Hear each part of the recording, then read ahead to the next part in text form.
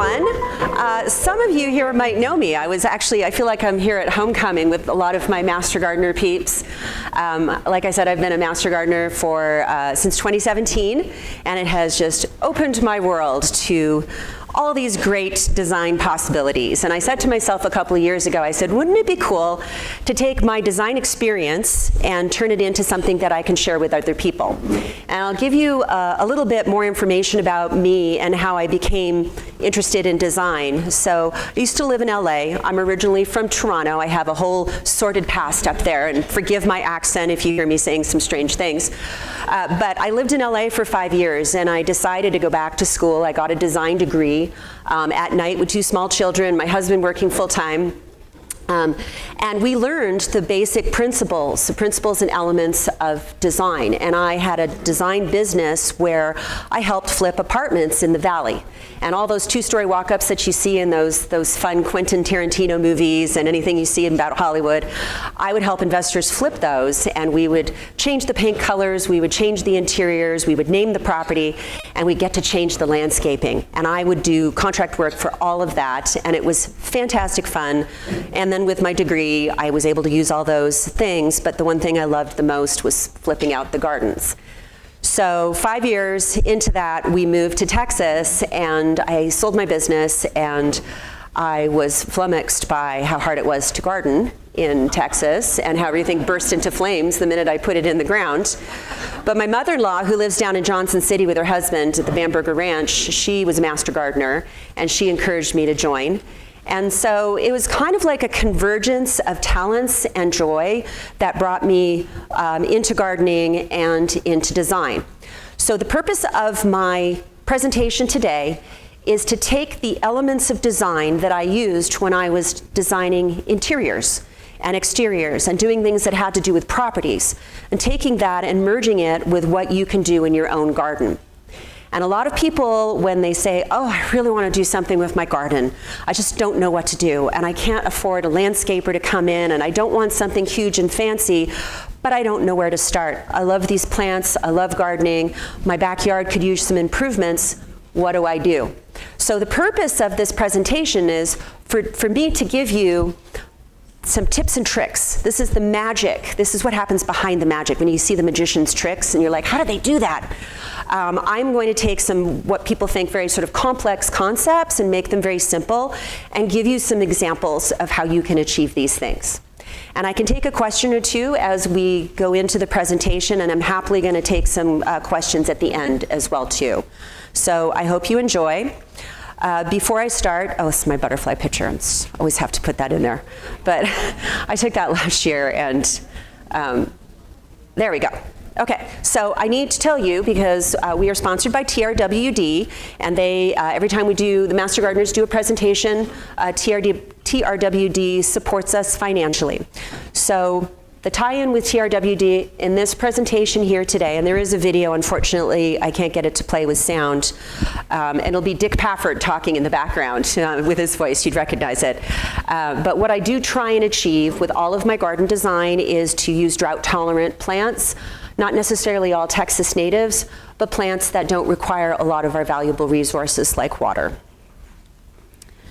So I think, there we go. So here's my philosophy on garden design. Like I said, that there's principles in interior design for the interiors of homes, the interiors of offices. There's principles. It's just kind of basic stuff in the design world. But they apply to garden design as well too. I treat my garden like an extension of my house. My garden is an extra room, and in fact there's lots of different rooms in my backyard. You'll see I've kind of got interesting little spaces that I walk to, and I go, okay, well, I'm going to go through this little archway here, and down here I've named this space, and this has got a certain design feel. You go behind these trees here and you have this magic Japanese garden. It's another room in my house. And so I encourage all of you to treat your garden that way and think about this like, well, I'm going to go out there and have my coffee. I'm going to go sit in this room. I'm going to go in this area, and I'm going to enjoy this space. So that's my philosophy. And it's amazing. I don't know, I've never found a presentation that tied this all together. It just made so much sense to me. But anyway, so I want you to think about your garden in a different way. Actually, show of hands, who here is very frustrated with a space in their garden and they don't know what to do with it? Show of hands, yes. Okay, very common problem, right? And I think that a lot of people are faced with this whole concept of like, oh, I need it to look like House and Garden. I need it to look like this garden that was on a garden tour or something in a magazine. This is your backyard. This is your space. This belongs to you. And just think of it as a space where you can put your favorite colors. You can create your favorite thing. Don't feel like you have to do something else to copy another garden. I encourage no monoculture. That's one of my big philosophies. You don't want to have 57 Yopon hollies all in a straight line, and that's super boring, but what if 3 of them just die and then they just don't look the same as the rest? I love whimsy. I love different botanical interest things. I love samples of things in my garden, but I tie it all together. I cannot draw a straight line to save my life, even on a piece of paper. And I do a lot of drawings. Like a lot of the times I'll just draw for people on graph paper and create a small, simple design for them just to give them some guidance. And you'll just see me and I just start going, like this. There are no straight lines in nature. I've checked. And everything's curvy, everything's organic, trees grow this way and up this way. You'll just never get a straight line. So don't even try that. Remember the drought tolerant part of your design as well too. But I think most importantly is whatever you've designed. And I was just talking to a friend of mine yesterday and we were talking about her space and I was giving her this same advice. Everything evolves. Gardens are always growing. Even in the wintertime, there is a riot of roots below ground and they're all doing things. Everything's moving. And so when you build a design, fully expect it to grow, to get bigger, to shrink, to shed, and evolve. Okay, so I'm talking to a group of professionals here, so we know the difference between hardscape and softscape. But I do encourage people to use as much hardscape as they want to, because you don't have to water rocks, and it's a lot easier to care for, but it's also negative space. So a lot of us, who we love our plants, and you want to have this and that and this and everything all over the place, you don't want your garden to look like a ransom note. You need to have some negative space. You need to have some rocks that kind of define spaces. And rocks can be quite free. I found a lot of them on the road that I've brought into my garden. I've also bought some before too, and they're a bit spendy. But I encourage you to think about that as you're working on your garden design. So these are the principles. This is the magic. It's the secret. So there are 7 of them, and this is what I learned in design school. And I'm going to go through all 7 of them. You can take notes if you want. Actually, I think we're on video. And so you'll have it all. But they are balance, harmony and unity, rhythm, proportion and scale, emphasis and focal point, contrast, and details. Now, have you guys heard of these listed before? Is this familiar? Does it resonate? Anybody in the design world? Okay. Oh, this is magical. Okay. So anyway, we'll talk about the first one. So balance is all about either symmetry or asymmetry. And the human brain wants things to be balanced. It wants things to feel comfortable, where you see a certain amount of something in one area, you feel like you need a certain amount something in another area. This room is beautifully balanced right now because everybody's sitting at the nice round tables and you're all being very well behaved, lots of balance. But in a garden, if you want to have balance and you really do love absolute symmetry, if you have a house that has Georgian architecture where the windows are the same on both sides and you've got the same amount of land on both sides, I encourage you to play around with absolute symmetry, and you can see there's an example of it over on this side here. It's slightly asymmetrical with that the concrete pad that's there, but you can see there's a lot of monoculture going on with the same, and it all has to look even. So if you're very focused on that and very dedicated and maybe have some OCD tendencies and you want to do that, that's great. But being asymmetrical is super, super cool, and it can be achieved in a very nice sort of designery way, because you look at the other picture, the one that has the elevation of that brownish tree, and you can see that if you were to look at the mirror image of that, nothing is the same on either side. But there's a certain amount of weight on the bottom left as there is on the top right of that design, and that balances things out. So even though it's not even, you've got weight here, and you've got weight there. If you look in the center, here's another example of symmetry versus asymmetry. So you've got the bird bath in the center with the 5 nice trees. We have a drought and one of them goes south. It's going to look like someone's missing a tooth. But you definitely have a very pleasing look right there. But you can achieve the same pleasing look with asymmetry. And so the example here is that you have the bird bath on the left-hand side, and it's balanced with one tall tree on the right-hand side. And that gives you something to look at this side and something of equal visual weight on the other side. So when we talk about balance, and you talk about it in your own garden, you will generally have a feeling for it. You're going to say, something's wrong in my garden. I go outside, and my eye's immediately drawn to just one part of the garden because all the stuff's over there, and it's really blank on the other side. So what you're going to encourage yourself to do and explore in your own mind is, what can I put on the other side that has a certain amount of weight as well too? And it might not be the fanciest of things. It might just be you put in a simple crepe myrtle, or you put some stones, you build a tiny little bed, but that will balance out all of the other items on the other side of the garden. So that is the principle of balance. Here's another example here. You can see on the right-hand side, you have a lot of different things going on. You have the 3 trees in the corner on the left side and the 1 tree on the right side. That's balanced there. Beforehand, there was a picture, and you've got pretty much everything on the left-hand side. And that explains, sort of shows what I just talked about a minute or so ago. So you've got that open space, and it feels kind of weird. So just balancing it out. And that's just a simple design thing. So you might ask yourself, okay, this garden that I want to fix, what's going on? Is it a balance thing? Do I go in there and I'm like, is something off balance? Your brain is telling you there probably is. So second principle is harmony and unity. And this is in color and style. So who here loves to have every single color of the rainbow in their garden? Me, I do. Nothing wrong with that whatsoever. If that gives you garden joy, then go for it. But if you're looking for something that looks a little more curated, and you're trying to come up with something that's a design and you just don't even know where to start, you're planting a new bed, choose a color and work around that. So this example, this picture here, it's all pinks. Just beautiful pinks. It's very shade, it's very lush, but someone has gone and made just a lovely color palette based on pinks. And on the color wheel, you've got purple on one side, you've got red. You can put purple, red, and pink together because they're all kind of on the same side of a color wheel. And that will give this sort of beautiful tied-in look.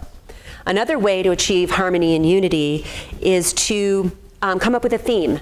So the picture that I have here on the right-hand side is my Japanese garden. And it's tiny. And I had, in Snowmageddon, I lost 1/3 of my garden, and it was this part of my garden. It wasn't a Japanese garden before, but then it got completely destroyed. And so during COVID, I just pulled the whole thing out and started over again. And this is tucked away behind Texas mountain laurel and a red tip photinia and a fig tree that are all way too big. And I said, let's tuck behind here and see what we can make. And the Japanese part of the garden is what ties it together. So I have Japanese holly fern, and I have some hostas, and I have some little decorative elements. I have a little Buddha there, and the wind chime. And it's tied together because it's all Japanese themed. So these are just ideas. Everything I'm giving you here is ideas. So this is my favorite element or principle of design, and it's rhythm. Rhythm gets people excited mentally. It wakes your brain up. It gets your brain thinking. It's like doing dance steps. 1, 2, 3, 4, 5, 6, 7, 8. You are getting either visual rhythm or physical rhythm in your garden somewhere, and you are going to make your garden space look very, very exciting, very stimulating to the eye, and for other people to have a look at it. So the difference between the two, so visual rhythm is when you walk into a space and you see something, and you see like maybe a fence line, or you see a path, and you see something that moves like this, and it forces your eye to look at it. You just kind of look at it, and you're like all of a sudden experiencing this beautiful garden space. And it's because you've done something to create this rhythm visually. Now, physical rhythm is even more exciting because you're actually taking a little walk through your space. And this would be a path, if you create a little path. And please don't do the straight line. Remember, we don't do straight lines in gardening. Doesn't exist in nature. Make it wind. Make a nice little winding path. It's very organic. make it come to something at the end. And I'll talk about focal points in one of the following slides. But I have a path that will guide me to an archway, and in the archway is coral honeysuckle vine. And I've come to the end of my little path, and I'm like, that was really fun. I've had an experience in the garden. I'm not just looking at things. So those are the two examples of rhythm in that picture there. So here you go, visual rhythm. These are three projects that I worked on. And the first one, which is on the left-hand side, this customer of mine had Yopon hollies. And they were just there. It was like boom, boom, boom. Okay, so they're kind of interesting. What I did is I built a congruent line. So I followed the line of the Yopon hollies with coleus. And we had them in all these fiery colors. And it emphasized the line that's there, but it was a line. So you're following this line and your eyes looking at it and you're like, oh, that's pretty cool. In the center, I was helping someone who lived in a very small townhome, and she had all of these shrubs there, and you could just look at them from the road, but you couldn't quite really experience what was going on in there, and it was a very, very small space. So I got her to build this path. She had a hard time grasping the idea of curves, but this is what we got, and she agreed to do this. And then this way, anybody who was visiting her garden, or if she wanted to go visit her plants, she could have a little rhythm and take some steps into her garden. And that was just this great experience that she was having.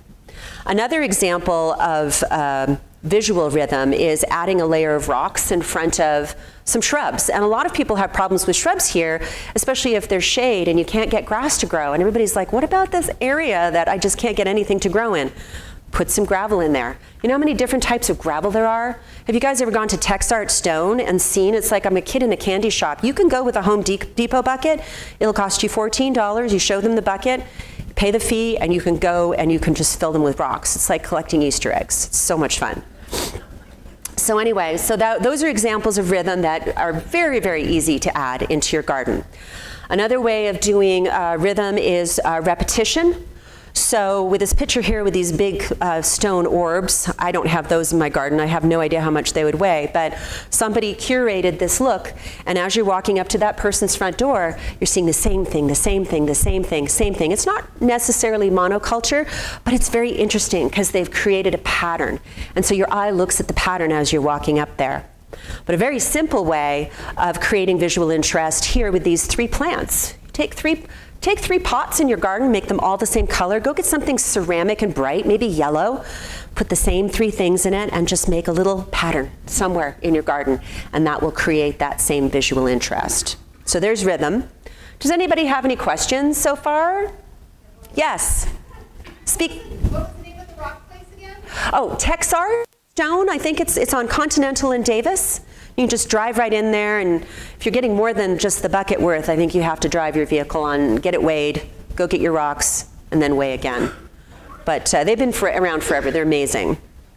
Okay, so the next principle is proportion and scale. And so this is the size of things relative to other things.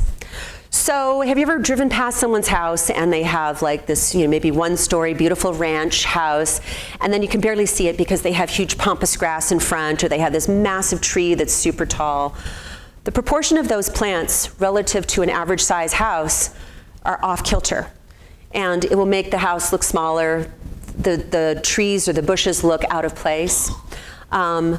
On the flip side, you can go past a really, really big house, and they've taken tiny little miniature Yopon shrubs, and they've put them right up against the edge of the house and gone dink, dink, dink, dink, dink, and it looks so minuscule. And you're like, what is that? Why did they even do that? Those are examples of proportion not working. But if you have, so the rule really is, if you have a small space, you want to put smaller things in there. If you have a larger space, you want to have larger things. And I have an example here, and I'll explain it a bit more, but this is a dining area here where you have chairs right behind you. And so obviously people are sitting there and they're having a meal, and there's all these lovely perennials behind them. If you were to turn around in your chair in between the meal, and you look and you're like, I can see all these. These are at eye level. It's very, very pleasing. Imagine how you would feel eating out there if you had two big oak trees over top of you. You'd feel like, oh, I'm kind of crunched in. It's almost a psychological effect. It's like you really need to have things that are at eye level, things that you can see, and things that aren't pushing into you as well too. This other example here with the before and after is an example of a very large house with this big space, and somebody did in fact put some shrubs right up against the little wall there. Whether or not you could see those from the road is one thing, but in order to actually experience them, you would have to go and walk up to them, and they are kind of scrimpy. That's my little favorite word, is scrimpy. So the way that you can solve that with this area is it got turned into 2 rooms. So this is an example of an outdoor room. They put an arch in between, and they have these lovely flowing plants. So even though the space behind that arch is still quite small, they've made it more of it's a small room, so you can have small plants in there.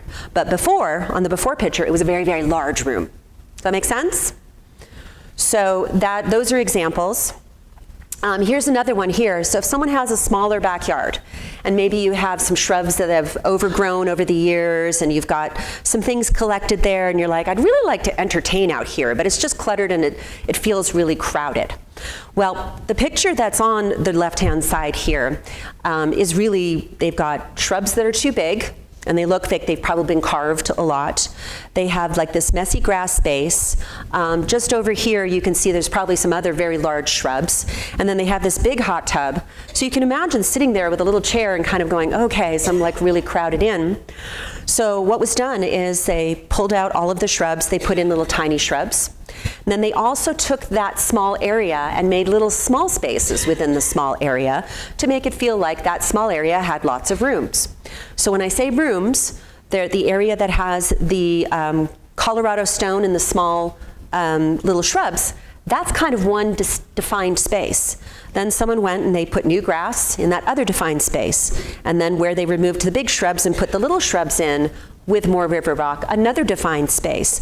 So all of a sudden, it doesn't seem that unreasonable to have 2 really nice chairs there by a fire pit, and you're feeling like you've got a lot of room. And it's because we fixed the proportion of that area. We took a smaller area and we put smaller things in. So think about that when you look at your problematic spaces. Is that what's going on that you can't figure out? Like maybe I just have to remove some shrubs. Maybe I have to open up my space and put some smaller things in.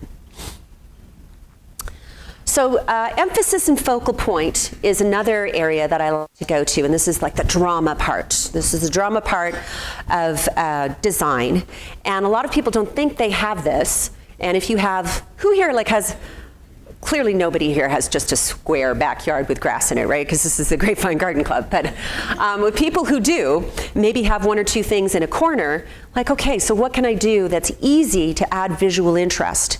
And this is a perfect example. You could just go and get 3 screens like this. I see them at all the garden centers, and you place them just like that. And then can you see that they put a garden bed in there that's curved? So you don't do the straight line that follows the fence, right? You make a nice, beautiful curve there. It doesn't even have to be that curve like that. Make it what you think you want it to be. And what I would do, in addition to what they already did in this photo here, is I would probably add some height. I'd get some height so you don't just have sort of flatter plants. I would have something that maybe reaches about halfway up to that screen. But doesn't that look like a huge improvement? That's so nice like that. And maybe even add some color. I'm one of these people, I'll just put like this huge scream of yellow somewhere in my garden just to be like, pop, make it really fun. And the reason that a focal point makes your garden interesting is that when somebody walks into your backyard or in your front yard, they scan, and there's some visual interest going on, and there's color and harmony, but they're like, oh, what's that in the corner? And then they want to walk over to it. They want to be interactive in your garden, as do you. You go out there with your morning coffee or tea, and you're like, oh, I'm going to go look over there. That's my first place I'm starting. So focal points just come naturally in any kind of design that you come across, and in garden design, the same rule applies. So you all already have focal points in your garden. So you're going to have to go out there, close your eyes, open them up, and say, what's the first thing I see? What does my brain tell my eyes to go look at? So here are some examples of focal points you might already have. So starting from the top left here, you have a nice archway with some flowers on it. That's a focal point. It's not necessarily just a passage that you go through. And so build a pathway that leads to the arch, and that's your focal point. And you've brought in like 3 different elements of design right there. Fountains. Fountains are lovely. If it's your focal point and all you have is the fountain there, even if you don't have soil around there, you could put some beautiful little potted plants around it, make it like a little urban sanctuary, a little oasis, especially for small scale gardens, just a great little way to pop in a focal point. Then there's elephant ears, so some big dramatic bulb type of plants that don't come up all the time, but like a really fun spring focal point. Artwork, like something that's been carved, a huge, big, massed amount of flowers all in one big gorgeous pot. Then there's that scream of yellow that I love. I'm actually missing yellow. I had yellow pillows on all my chairs in my garden this year, and I just thought that was so fun. But that yellow wall was probably just a plain old brick wall before, and somebody said, okay, this is gonna be the focal point in my garden. Just some paint, and just put some chairs and a little table and build around that, make that a little area that people enjoy going to. But also too, so the last photo there, those are some cypress, and if you have some there that are still alive and they're very dramatic, put some plants around that as well too. Create like this little vignette of gorgeous plants. So these are just some ideas. There is no right or wrong way to do this, by the way. I'm not giving you guys hard rules here that you have to follow. These are concepts that we use. It's like, what can I come up with in my garden? These are the tools.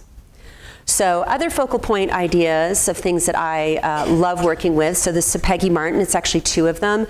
And I grew that in my customer's garden. And we got 1,000 hits on Instagram without even trying. People are like, what is that? By the way, Flower Ranch is going to get 100 Peggy Martins in sometime this week. And if you want to be friends with me on Instagram, I post it and I tell everybody, and they will sell out. So it's coming soon. So who here has got Peggy Martin? Oh, it's so beautiful for a focal point. Oh my goodness. Yes, garden dreams. And so in the middle, I have a flamethrower redbud, and I only have one redbud on my property, and I wanted drama, and all the new growth comes out as red. And Flower Ranch has redbuds, Callaway's has redbuds. I just love them. They're just so, so pretty. And with the colors that they have, you can plant other things around them as well too and create this great focal point. I have this Regina agave, which is very, very pokey, but it just looks so spectacular because it's so fun to look at. Just stay far away. But I put it in this great pot, and it's just kind of, it's off to the side of my gazebo, and when you walk out to that part of my garden, you're like, wow, what is that? Create some design areas around that, or use that and bring it into another design area. So contrast here this is a very simple thing, and I used to do this for people a lot when I was giving them garden makeovers, and they would be like, oh, I got this really scrubby, nasty garden, there's a lot of shade, it's a big area, what do I do? And I would put white edging in. And white edging, if you were to look at it, imagine that anything you look at is in black and white. So anything that's really, really dark is going to show up as black. Anything that's white will show up as white. You get that contrast. There's an Italian word for it, actually. It's chiaroscuro. And it's just this element of contrast. So when you have this dark and it's really, really light, it's a lot easier to see things, and it actually emphasizes things. So I have some before and after pictures of the edging that I did on this house. And this is simply white limestone. It's saw-cut limestone. You can get it over at Site One. You can get it at a ton of places. I don't even cement it together because even when it's cemented, you have to use rebar, and your garden's always evolving and growing, so it can crack. So I've kind of meddled around with just not cementing it together, and I have to straighten it a little bit. But it's really easy to just kind of put a beautiful little edge on something and making it look so, so super clean and tidy. Another way to get contrast in your garden is to use white. And so a lot of us, we know all these beautiful botanical species. We have all these great plants that we're growing. But sometimes you can't see the difference between your ligustrum and your, you've got a monstera, and you've got, other plants in the background, and they all sort of seem to munge all together. If you have things with white in them, that will actually help define it. Your brain just goes, oh, okay, I can see that. That's helping me see it better. It's like putting reader glasses on. And some people will do a whole garden that's just got like an area that's just all white. And they have that over at the Dallas Arboretum. I was over there a couple of weeks ago, and there's just one space, and just every plant there is white. And it is so serene, but spectacular at the same time. So just some more fun ideas, but the use of white is really effective. So this is the last element that I'm going to go into, and I've got a few other tips for you, but it's the details. So I say always remember lighting. And, you know, I'd love it if I could have someone tour I love my garden at night because I had Creative Nightscapes do some simple lighting for me. But the string of lights that you're seeing came from Costco, and they're like 50 lights in a row. They're hooked up to my house over top of my putting green, and it just gives this overall glow. In fact, it's a design for the ceiling of my garden. A lot of people forget that when you look up, there's all sorts of beautiful design elements up there as well too. If you have a beautiful tree that has gorgeous overhang on it, maybe you want to have some beautiful lights around that.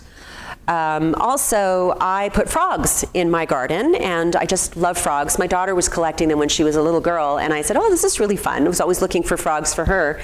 So I must have about 30 frogs in my garden. So I encourage the use of that along with the other design principle of harmony and unity, because you don't want to have every single garden animal out there. You don't want to have crazy metal this and crazy metal that, because you're going to look like a garage sale. No offense to anybody who does that. If you love it, that's great. But if you want to have a unified look, try and stick to kind of one theme. And so that's what I did with my little frogs. So as I'm getting closer to the end of my presentation here, but those were the 7 principles of design from interior design and from my interior design schooling that I've taken and applied to my garden and other gardens. So I have other combos here that I'm really fond of. These are just kind of recipes of things that I like to put together. So I'm a huge fan of Texas mountain laurel. So my father-in-law's ranch, he's got them, they grow like weeds down there. Here, you have to plant it and then you just watch it. Like, why aren't you growing? And then you just watch it some more. Well, I have about 5 of them on my property. I love them. And have you ever seen the blooms or smelt the blooms in the spring? It's intoxicating. It's just so beautiful. Plant a Texas mountain laurel close to a seating area, because when they bloom, people are just going to smell that grape Kool-Aid smell. It's just divine. So I always try and put one of those in someone's property. Rose of Sharon. Who here likes Rose of Sharon? Very easy to grow, right? And it grows. I was amazed. During the drought, it's grown. During the coldest of the winters, it's grown. Doesn't seem to die. I like to take mine down to about 2 feet to the ground and trim it more like in a ball shape before each season, and then it grows like that. And then I keep trimming it down. Otherwise, you're going to have like an upside down A, and they'll get very, very big. But I think they're absolutely beautiful, and they're very adapted here. Then lantana. So if you have a dog that likes to eat your shrubs, like in the backyard, like don't put lantana there because it will make them a bit sick. But I find that because it's very drought tolerant and it's just this huge explosion of flowers, and you do have to wait a little bit. Like mine aren't coming out right now, but I've got some that will. So when you have that out there, I just pop it into different areas where I need some filler, and when the season is over and you're still looking for flowers, that faithful lantana is still there doing its beautiful thing. I put oak leaf hydrangeas into darker corners, back areas that have some water. Great filler, but because they get so big, I like to put some things in front of them as well too. So anything that has the same kind of water and shade needs, so you'd be putting like a cast iron plant or some hostas or some holly. But mine, like this year, just like they're bigger than me. Canna lilies, I cannot seem to kill. But if you have areas of your garden, you're like, oh my God, this is so ugly, and I don't know what to do here because there's always water here. It's always icky and it's gross. I'm like, canna lilies, love that. Just stick them in any swampy area in your garden. In fact, I'm putting them in a very sort of shady, dry area in my garden. I call it the death zone because I can't seem to grow anything there, and I've got canna lilies there. And the reason that they're so lovely in a design environment is because they're tall and elegant. And in the summer and into the fall, they're super, super tall. They have this tropical look to them. And so I just think they make a garden look so designed. And another piece of advice I have too is to plant in a hug. So anything that your hug can reach, like this, go and put 5 of something in there. Instead of, if you buy, I bought 5 black and blue salvia the other day from Flower Ranch, and my friend was like, oh, so where are you going to plant them, in a line? I'm like, no, you do them in a hug. So you do like this, and then all of a sudden they grow up and they've been massed together, and you have this beautiful sort of blue explosion in one area. So that's just another tip that I have. I think it works. It's a beautiful way to design your garden. Who here has beautyberry? I've become super addicted to beautyberry. I've got it all over the place. I think I've got about 5 or 6 of them, and 2 of them in the death zone in my garden. And they're like, wee, this is great. We love it here. So, and then when they have those beautiful purple berries that come out, I mean, that in itself is like jewelry for your garden. It's just this beautiful, lovely element. So there are things beyond the principles and elements of design that are just Texas native and adapted that just looks so, so pretty. Like moneywort, so creeping Jenny. Like, to me, that's like jewelry for your garden as well too. And I add that to pots and I put it on the ground. Black-eyed Susans. Oh wait, did I miss? Oak leaf hydrangea with holly ferns. I did that one. Black-eyed Susans I'm having trouble with because the rabbits keep eating them. But I think they look gorgeous with blue. So if you can get a mealy blue sage or a Henry Duelberg or the black and blue salvia or Maynite salvia and have that next to Rudbeckia, like it's just like that orangey yellow and the purple together, just a gorgeous combo. I have Greg, the picture that I showed you at the beginning with my little butterflies, and those were little queen butterflies, but they go crazy over Greg's blue mist. And if you don't know, which I'm pretty sure you guys do, you plant that next to milkweed. So when you're attracting the monarchs, it's just a really good combination. So I've always got those 2 together, and they just look really, really pretty together as well too. And bridal wreath spirea, I have a guy who comes and he trims bushes and cuts grass, and like, do not touch it, because right now mine is about to explode, and I've just decided I'm never going to trim it again. I just want to see how big it'll get. And I've got 2 side by side that are like 2 of these podiums side by side, just absolutely huge. So those are just fun ideas, and I'm thinking about that in terms of painting a palette and what gives me joy and how much space does it fill. And if you think about the elements, the principles and elements I talked about, you can incorporate all of these. So I encourage you, just got a few more slides, and then I can answer some questions, lots of questions if you have them. So don't just plant along the fence line. If you have a fence and you want to build a bed, don't build a straight rectangular bed. Make it curvy. Don't do straight lines. And also when it comes to elevations. So you say, oh, I've got this 6-foot fence. Well, I'm going to plant all these shrubs that are going to go to 6 feet. Don't do that. You can have a really tall one, and you can have a shorter one so you can see a little peekaboo of the fence, and then you can have a round one. So don't use that fence. Don't let that fence box you in and tell you that you have to do straight lines. You will create more visual interest by having those different heights. You'll be amazed. Like I told you before, the smaller spaces within large spaces. So if you have a big, big, big garden and you don't know where to start, think about breaking it up into 3 different spaces, just for starters. And you can take a piece of paper and just kind of draw loose circles and say, well, maybe in this area I'd want this, and maybe in this area I want this. It's a good way to start.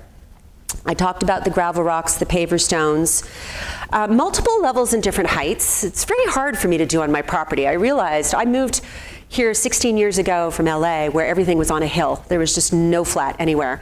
And now I've moved somewhere where it's so flat you can watch your dog run away for 3 days. It's like, so I have a hard time building height in my garden, but I have done some retaining walls. I've used the stack stones, and I've built some raised beds, especially in a part of my garden where the water tends to come through a lot.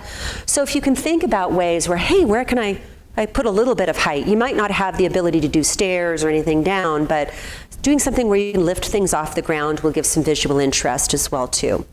And I keep going about this path. I can't wait. Like, if you guys ever want to send me photos of the path you built after this, paths are the coolest things and so, so easy.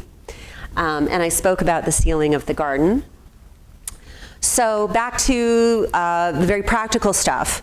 So when I had my design business, and I'd go and help people fix their gardens. I was like just the fixer, and they'd be like, I don't understand. I've been plants in here, and I've been putting plants in here, and everything's dying. And I'm like, well, when was the last time you amended your soil? And they're like, excuse me? And I amend my soil constantly. I put cedar mulch in my backyard, and it disintegrates really, really fast, and it just adds this beautiful sort of humus into my existing soil. I don't till very much because all the good bacteria is up here on sort of the top level of the soil. But when people say, well, how do I amend my soil? I'm like, bring some soil in, get it in here, lay it down. Or when you plant something new, when you're digging that hole, put a little bit of new soil in there as well as the existing soil, because it's like a nutrient, right? We all know that. A lot of times people build a new garden and they go, hey, this is great. And like, where are the sprinklers? You need to think about your irrigation first, really, before you plan a new part of your garden. So if you're building something new, you're like, okay, well, how is this going to get watered? And how much is it going to get watered? And what am I putting in here? Is it going to need a lot of water? Just keep that in mind. Mulch is beautiful. It keeps your soil wetter. It keeps the temperature of your soil down. It keeps the weeds away, but also looks really pretty. Black mulch is my favorite because of the contrast. And black mulch and a white border is just really sharp at a house. And just make sure that you take care of the care requirements, that you're putting things in if you're building a new bed, that you're truly making sure that if it needs any tiny little bit of shade and you've got full sun out there, it's like, don't put it in there. So just do that. Like, this is doing your research before you get into your big design. Same with water requirements. Grade has actually been a huge problem with a lot of people that I help, and they're like, I just don't understand why this doesn't grow. And it just could be that you're on a hill. And all the good nutrients in your soil, all the good intentions you have with your beautiful garden design are going down the hill. So you might want to build a little retaining wall, or you might want to try something different. And then, of course, traffic. So if you build a beautiful garden, a lot of people build them on their hell strips, right? That little thin area, and they go, oh, I'm going to put this here, I'm going to put this here.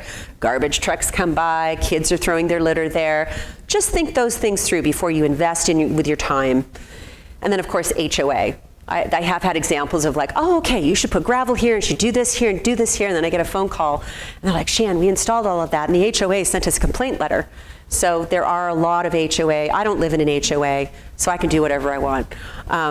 But I actually removed 1/3 of all of my lawn, and I just put down decomposed granite because I was tired of watering my lawn, and I don't have an HOA, and I feel very liberated that I was able to do that. Okay, an example of a drawing, and that's just the way I drew things. That was the lady who had the little ambling path through her little townhouse garden. And I simply make a little area of where that plant is going to go, and then I make a little legend, and I put a number on it, or I get a little symbol on it. It's not rocket science. You can do this. I just get graph paper, and I kind of lay it all out. And that way, if you're talking to somebody who's going to do some of the work for you, you have a visual. So I just, and graph paper is actually great. It's really helps me with my sort of straight lines. And so that's just kind of the work that I would do. I'd love to do the computer graphic stuff and all that, but I just don't have the time to learn it. A project, just so you know that I'm a real live gardener, this is what I did in my front yard. And I had to extend that garden bed. It was my butterfly garden because my daughters bought me an Alberta peach tree, which has given me tremendous joy, but I had to build its own bed. And so in order to do that, I had to go, okay, so the soil here is awful. I don't have irrigation, but I have full sun. How am I going to go about doing this? So before I was thinking about all the beautiful things, all the gorgeous things I was going to put in this bed with the peach, I had to do all the practical things. And so that's what I did. And it's thriving. I had 150 peaches on one tree last year. It's gorgeous. A lot of people ask me, so where can I go to get more information on flowers? Because even though we're all brilliant gardeners, I can't remember all 500 of the different types of salvia that there are. But these are two different resources that I have when I'm trying to search for something, because I tend to sort of fall into my go-tos, and I'll go to my salvia greggii, and I'll go to my coneflowers. But every time I go to one of these kind of presentations, there's always some new flower that or Zexmenia. I've always wanted to plant Zexmenia. Should I be planting it here? These two, the Lady Bird Johnson and the Texas Smartscape search engines are fantastic. I've used them a lot. And then I'm not really plugging this book, but people always ask me what book I've used. And this one here, which is called Texas Home Landscaping, has about 42 different designs in it, and it's laid out really, really well. So it's got, it's got really good drawings, and it'll have just samples of things. It'll tell you what the plants are. It's just really easy to follow. I've checked everything here. It's like no one's saying that you should put in hydrangeas or anything like crazy. It's all very Texas friendly. So if you want to look that book up, I think I have one more slide. So a lot of Master Gardeners here, but if you're having a problem with your garden, you can always call the Texas Master Gardener Help Desk. I work there every couple of weeks, and there are real live people that pick up the phone.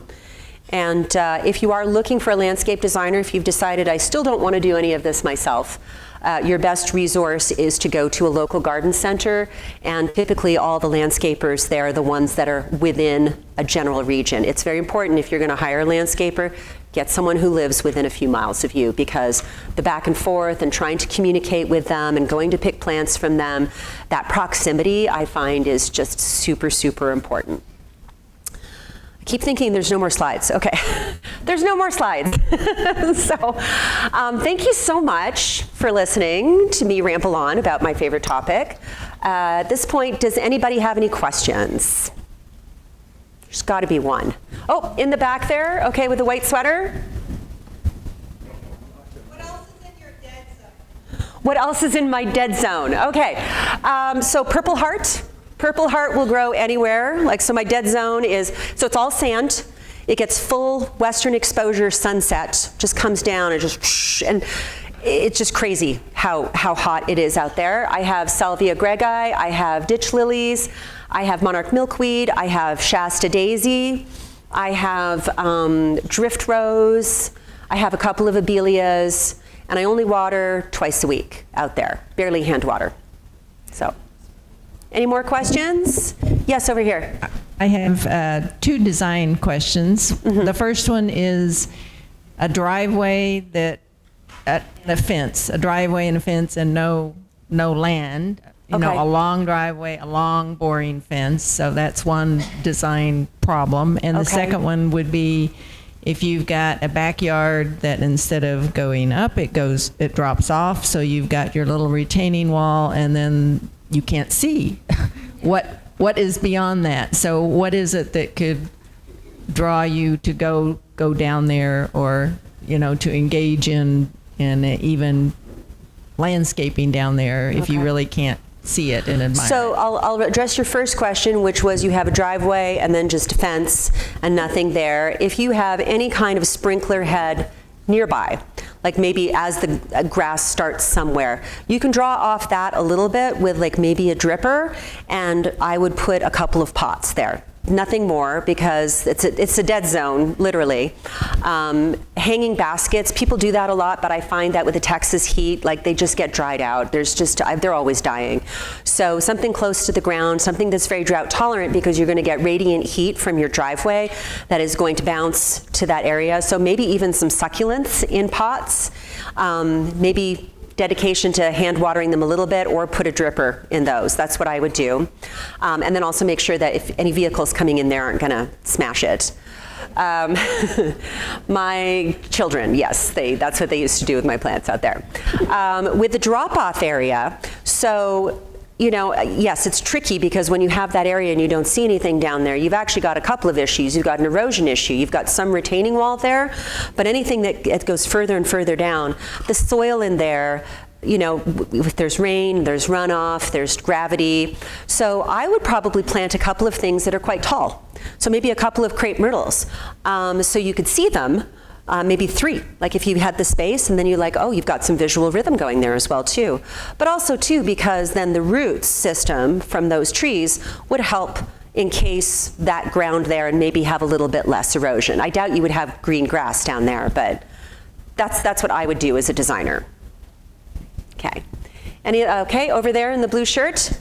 You had a picture of Peggy Karst. Hi. You had a picture of the Peggy Karst rose, and to the right of it, it looked like a tree in a pot. The red bud you were talking about? You're talking about the Peggy Martin rose? Yes, and to the right of it, there was What is that tree? In the middle? Yes. Okay, so that is a flamethrower redbud. So is that staying in the pot? Oh, no. I had just I had just removed it from my truck, and you plant those in the ground.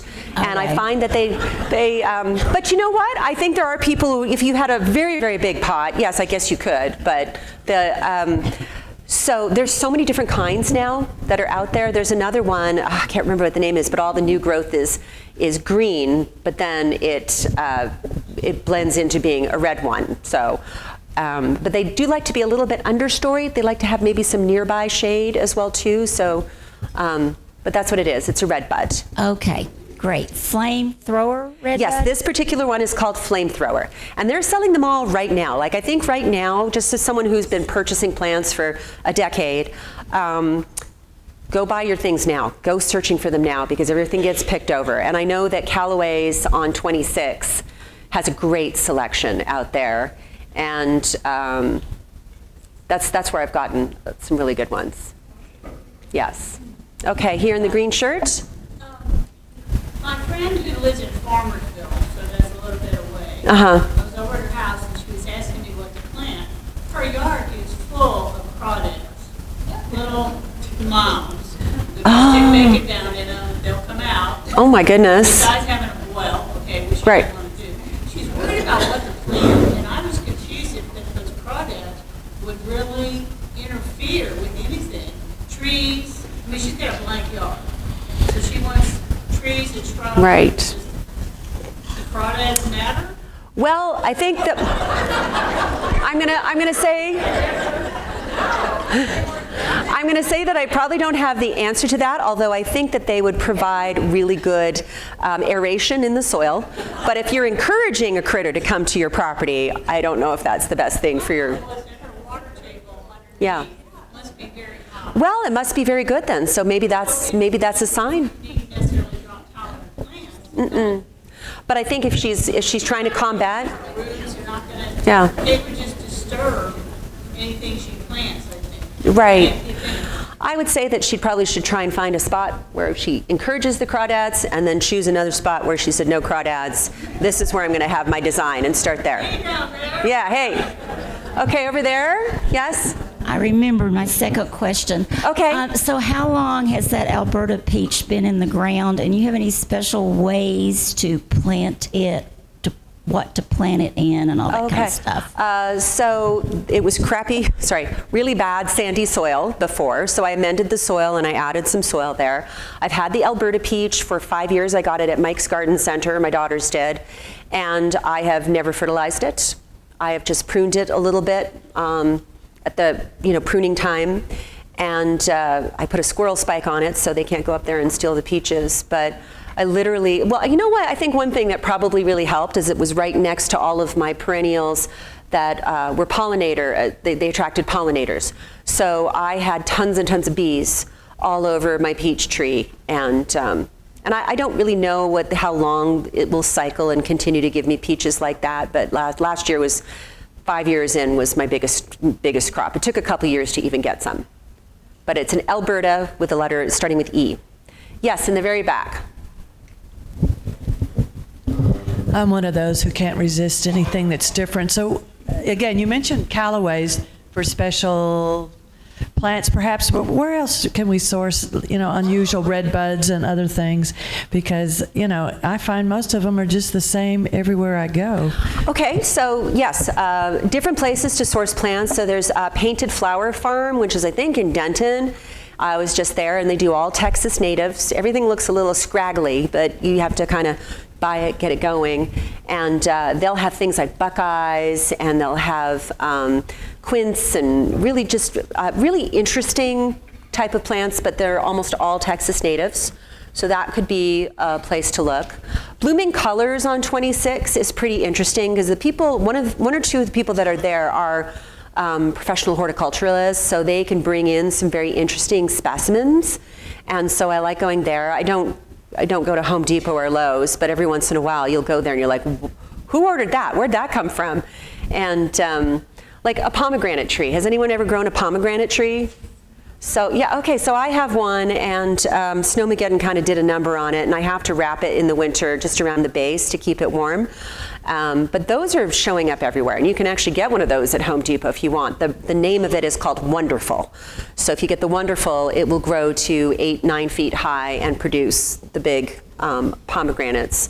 But I know that if I want to find something special, I call blooming colors. I live in Southlake, so my circle is Grapevine, Keller, Hurst, and all of that. So, yes, in the red shirt. What is the name of the rose? Oh, that's a Peggy Martin rose. So Peggy Martin, she was a rose grower.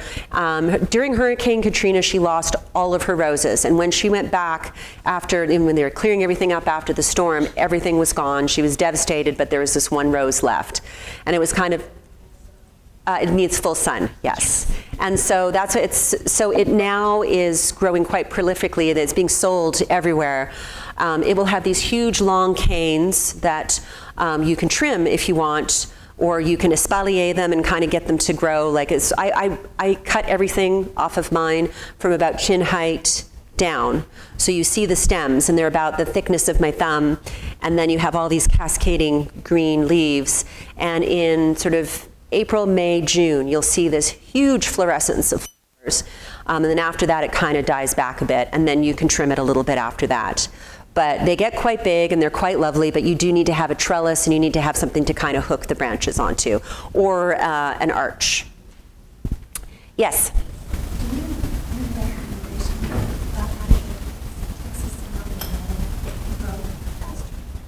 Any recommendations on how to get Texas mountain laurel to grow faster? I don't know. Tremendous patience. I haven't really fertilized mine, but you know that I'm a big soil amender, so I would make sure that you have good soil. Its natural habitat is more like in hill country where the soil is very sandy. So I think if you were giving it some extra nutrients that came from the soil that would filter in, I think that would help. Try not to prune it, because you prune a little piece and that'll take a whole year to grow back. So, yes? What do you think about Epsom salts? What do I think about Epsom salts? I'm kind of lazy in that regard, so I don't do a lot of anything on my soil, but I know that it's effective. So that's all I can really say about it. Are we good for, yes, okay, thank you. Thank you very, very much.